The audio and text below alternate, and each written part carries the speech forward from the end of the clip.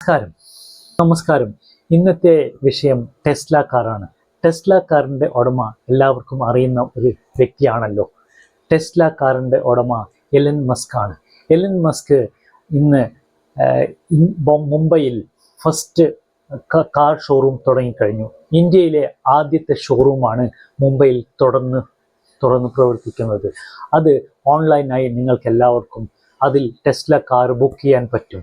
ഈ ബുക്ക് ചെയ്ത് കഴിഞ്ഞാൽ വണ്ടി ഏത് സിറ്റിയിലേക്കും നിങ്ങൾക്ക് ബുക്ക് ചെയ്യാൻ പറ്റും. ആദ്യം സിറ്റീസിലെ ഡെലിവറി കൊടുക്കാനാണ് ടെസ്ലയുടെ തീരുമാനം എന്ന് പൊതുവെ ഞങ്ങൾക്ക് വിവരം ലഭിച്ചിട്ടുണ്ട്. എന്നാൽ ടെസ്ലയുടെ ഇന്ത്യൻ വിപണിയുടെ ക്ലിയർ പിക്ചർ എന്താണെന്ന് നമുക്ക് പ്രവചിക്കാൻ കുറച്ച് ബുദ്ധിമുട്ടുണ്ട്. ടെസ്ലയുടെ അന്താരാഷ്ട്ര വിപണിയിലെ വിൽപ്പന കുത്തനെ താഴുന്നു, കുത്തനെ കുറയുന്നു. ആ ഒരു സമയത്താണ് ഇന്ത്യയിലെ ഈ ലോഞ്ച്. ഇത് എത്രത്തോളം ടെസ്ലയ്ക്ക് ഗുണം ചെയ്യുമെന്ന് കണ്ടു തന്നെ അറിയണം. എന്തെന്നാൽ ഇന്ത്യയുടെ വില ഏകദേശം 35 മുതൽ 50 ലക്ഷം വരുമെന്നാണ് ഞാൻ കണക്ക് കൂട്ടുന്നത്. എന്നാൽ ഇൻ്റർനാഷണൽ ലെവൽ ഇതിൻ്റെ മാർക്കറ്റ് വളരെ കുറഞ്ഞു വരികയാണ്. ഇത് താരതമ്യേന എന്താവും എന്ന് ഒന്ന് ഞാൻ വിശകലനം ചെയ്യട്ടെ. യൂറോപ്പിൽ മാത്രം വിൽപ്പന 33% കുറവായിരിക്കുന്നു. 2025 ടെസ്ലയുടെ വിൽപ്പന വലിയ തോതിൽ കുറവായി. 2025 രണ്ടാം പാദത്തിൽ ടെസ്ലയുടെ ആഗോള വിൽപ്പന 13% കുറവായിട്ടുണ്ട്. ഏകദേശം 3.84 ലക്ഷം കാറുകൾ മാത്രം വിതരണം ചെയ്തു. ഇത് കഴിഞ്ഞ 10 വർഷത്തിനിടയിൽ ഏറ്റവും മോശമായ ക്വാർട്ടർ ഇയർ ആണെന്ന് റിപ്പോർട്ടുകൾ പറയുന്നു. യൂറോപ്പിൽ മാത്രം വിൽപ്പന 33% കുറവായി. 33% കുറവായി. പ്രത്യേകിച്ചും ജർമ്മനി, ഫ്രാൻസ്, ബ്രിട്ടൻ എന്നിവിടങ്ങളിൽ വലിയ ഇടിവ്. ചൈന, ഓസ്ട്രേലിയ, മറ്റ് രാജ്യങ്ങളിലും 15% മുതൽ 65% വരെ ഇടിവ് കണ്ടു. വരുമാനം 12% കുറയ്ക്കുകയും ലാഭം 16% ഇടിയുകയും ചെയ്തു. ഈ കനത്ത ഇടിവിൻ്റെ പ്രധാന കാരണങ്ങൾ നമുക്ക് ഒന്ന് പരിശോധിച്ച് നോക്കാം. ഇതിൽ എൻ്റെ ഒരു റിസർച്ച് ചൈനീസ് ബ്രാൻഡുകളുടെ കനത്ത മത്സരമാണ്. ചൈനീസ് ബ്രാൻഡുകൾ BYD, NIO, നിയോ തുടങ്ങിയ നൽകുന്ന കടുത്ത മത്സരമാണെന്നാണ് എനിക്ക് തോന്നുന്നത്. പിന്നീട് ഈ മോഡലുകൾ പഴക്കം ചെന്നതാണോ അല്ലെങ്കിൽ വല്ല കുഴപ്പങ്ങൾ ഉണ്ടോ ആ സ്ഥലങ്ങളിൽ എന്നുകൂടെ നമ്മൾ നിരീക്ഷിക്കേണ്ടിയിരിക്കുന്നു. ചില ഉപഭോക്താക്കളുടെ ഇലോൺ മസ്കിൻ്റെ രാഷ്ട്രീയ നിലപാടുകളോടുള്ള അതൃപ്തി എന്നിവയും കാരണമായി കണ്ടേക്കാം.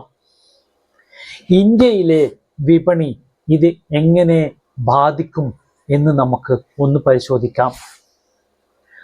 ഒന്നാമത്, വിലയുടെ കാര്യത്തിൽ ഉന്നത പന്തിയിലാണ് ടെസ്ല.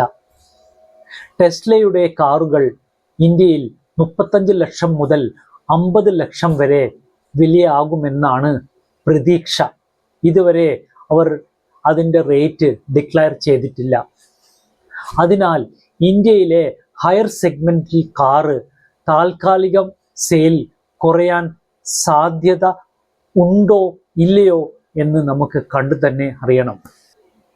ടെസ്ല കാർ ഇന്ത്യ വളരെ ആകാംക്ഷയോടെ കാത്തുതിരിക്കുന്ന ഒരു EV കാർ.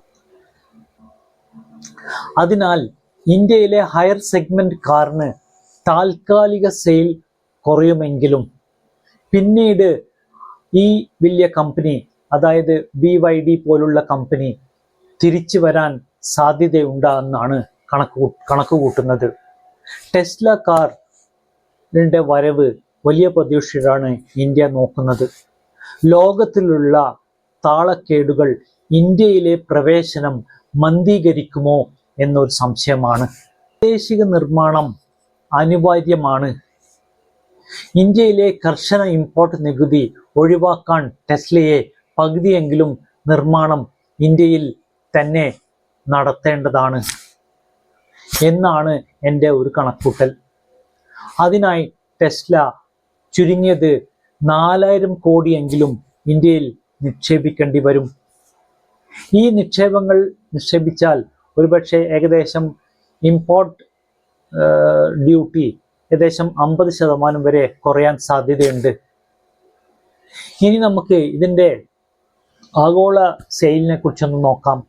2025 ലോകമെമ്പാടും 13% സെയിൽ കുറവാണ്. യൂറോപ്പിൽ 33% കുറവാണ്. ജർമ്മനി, ചൈന, ഓസ്ട്രേലിയ എന്നിവിടങ്ങളിൽ 15% മുതൽ 76% വരെ ഇടിവുണ്ടായി. ഇന്ത്യയിൽ ഇത് ബാധിക്കുമോ? നമുക്ക് കണ്ടു തന്നെ അറിയണം. തത്സമയം ബാധിക്കില്ല എന്നാണ് എനിക്ക് തോന്നുന്നത്. കാരണം ഇന്ത്യയിലെ പ്രീമിയം സെഗ്മെന്റിലെ ഒരു കാറിന്റെ റേറ്റിംഗ് ആണ് ഇന്ന് ടെസ്ലയിൽ വെക്കാൻ പോകുന്നതാണ് ഒരു കണക്കൂട്ടൽ. ലോകത്തിൽ ടെസ്ലയുടെ സാമ്പത്തിക സാഹചര്യം മോശമാവുകയാണെങ്കിൽ ഇന്ത്യയിലെ പദ്ധതികൾക്ക് വൈകൽ സംഭവിക്കാം.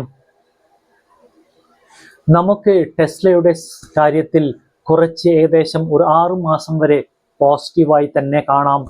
6 മാസം വരെ ഒരുപക്ഷെ നല്ല സെയിൽ ഉണ്ടായിരിക്കാം ചാൻസ് ഉണ്ട്.